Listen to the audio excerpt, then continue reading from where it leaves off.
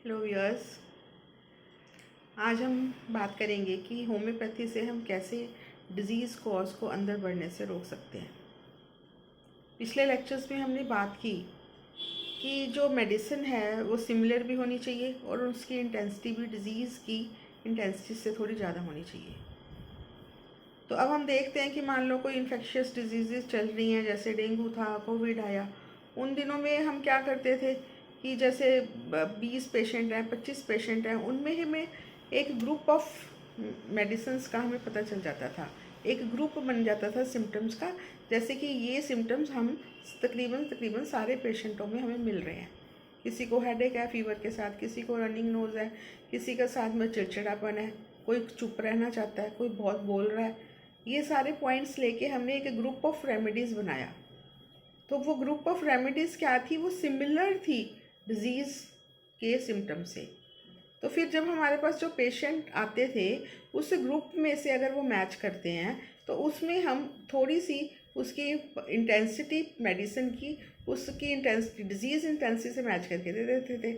और पेशेंट की जो इनवर्ड कॉज था, जो कॉज इनवर्ड जाई जा रहा है, जो इन्फेक्शन इनवर्ड जाई जा रहा है, वो वहीं रुक जाता था।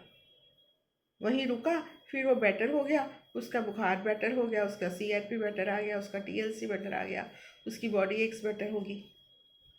अब इस तरह हम देखते हैं कि जो इनवर्ड प्रॉब्लम्स आ रही हैं, जो हम कोई इन्फेक्शन हो गया या कोई पैथोलॉजी आ गई, जो इनवर्ड जाई जा रही है वो वहीं रुक जाती है और उससे पेशेंट की रेजिस्टेंस बढ़ जाती है। और जब रेजिस्टेंस बढ़ जाती है तो पेशेंट की जो ससेप्टिबिलिटी है, ससेप्टिबिलिटी क्या है?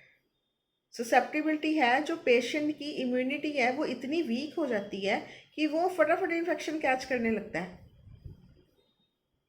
इतनी इम्यूनिटी वीक हो जाती है कि हल्की सी हवा, ठंडी हवा में बैठा तो छींके आ गई, थोड़ा सा ट्रैवल कर लिया तो सिर दर्द दुखने लग गया, बारिश में हल्का सा भीगा तो बुखार आ गया। इसका मतलब उसकी ससेप्टिबिलिटी बहुत ज़्यादा है, उसकी इम्यूनिटी बहुत वीक है। तो वहाँ पर हम जो भी मेडिसिन देंगे वो उसकी ससेप्टिबिलिटी से मैच होनी चाहिए। मैच कैसे होगी? उसकी पावर ज़्यादा होगी मेडिसिन की, उसकी मेडिसिन की इंटेंसिटी थोड़ी उसकी डिजीज़ सिम्टम से ज़्यादा होगी। तो जब उसकी डिजीज़ सिम्टम से इंटेंसिटी ज़्यादा होगी और मेडिसिन सिमिलर भी होगी, तो उसका जो बार बार इन्फेक्शंस का आना है वो रुक जाएगा। वो क्यों रुकेगा? क्योंकि उसकी रेजिस्टेंस बढ़ गई। अब हम देखते हैं कई पेशेंट हैं जो अर्थराइटिस का पेशेंट है, या कोई हेडेक का पेशेंट है, कोई माइग्रेन का पेशेंट है। वैसे पेशेंट क्या कहेंगे? डॉक्टर साहब हम ऐसे गए, घूमने गए, बाहर गए, हमें दर्द होगी, हमारे पास डोज नहीं थी, हमारे पास एमरजेंसी डोज नहीं थी, डॉक्टर साहब हमने पेन किलर खा लिया। और वो पेन किलर जो पहले काम नहीं करता था, वहाँ पर वो काम कर गया, वो बेटर हो गया। वो क्यों बेटर हो गया? क्योंकि उसकी रेजिस्टेंस बढ़ गई। पहले उसकी ससेप्टिबिलिटी इतनी ज़्यादा थी कि उसको हाई हाई मेडिसिन भी वर्क नहीं करती थी, और अब उसकी इम्यूनिटी इतनी अच्छी हो गई और उसकी रेजिस्टेंस इतनी अच्छी होगी कि अब वो सिंपल सा पेन किलर भी खाया तो वो बेटर हो गया।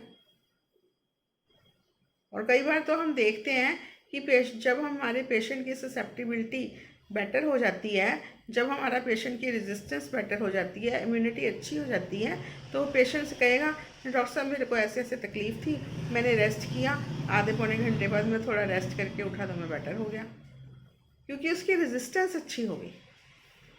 इस तरह जो डिज़ीज़ का कॉज है, वो जो अंदर अंदर अंदर जाई जा रहा था, जिसको हम इन्फ्लक्स बोलते हैं, जब वो इन्फ्लक्स रुक जाता है तो डिज़ीज़ का कॉज वहीं पे रुक जाता है।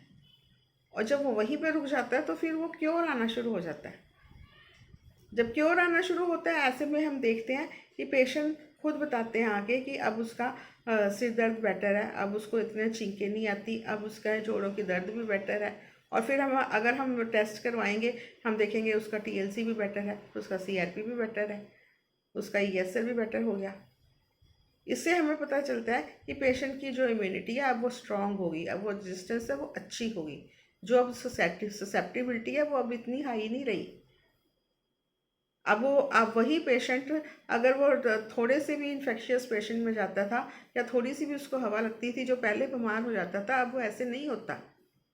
उसी पेशेंट को जो इतनी स्ट्रॉन्ग एंटीबायोटिक्स ने स्ट्रॉन्ग पेन किलर काम नहीं करते थे, वही पेशेंट अब वो बड़े आराम से, थोड़ी सी प्रॉब्लम उसको आती है, वो रेस्ट करता है, गर्म पानी पिया, शहद पिया, अदरक खाया, उसी से बेटर हो गया। इसका मतलब उसकी इम्यूनिटी बेटर होगी, उसकी रेजिस्टेंस बेटर होगी। इस तरह हम देखते हैं कि कैसे अब डिजीज़ तो आती है बॉडी पे, वीकनेस आती है हमारे वाइटल फोर्स पे, हमारे अंदर जो इंटरनल इमटेरियल सब्सटेंस है। मतलब अगर हमारी बॉडी पे, मटेरियल बॉडी पे कोई प्रॉब्लम आएगी, कोई डिजीज़ आएगी, तो जो वीकनेस है, जो ससेप्टिबिलिटी है, ये वाइटल फोर्स की बढ़ जाती है, इमटेरियल सब्सटेंस की बढ़ जाती है। तो हमने वहाँ से अगर ससेप्टिबिलिटी को बेटर करना है, इम्यूनिटी को बेटर करना है, तो हमारी medicine should be similar, should be more in intensity than the natural disease. इस तरह फिर हम देखेंगे, जो पेशेंट को बार बार इन्फेक्शंस हो जाते थे, वही पेशेंट कहेगा इतनी जल्दी खांसी हो जाती है, इतनी जल्दी बुखार हो जाता है, अब सब वो नहीं होता। ये है होम्योपैथिक क्योर। Thank you.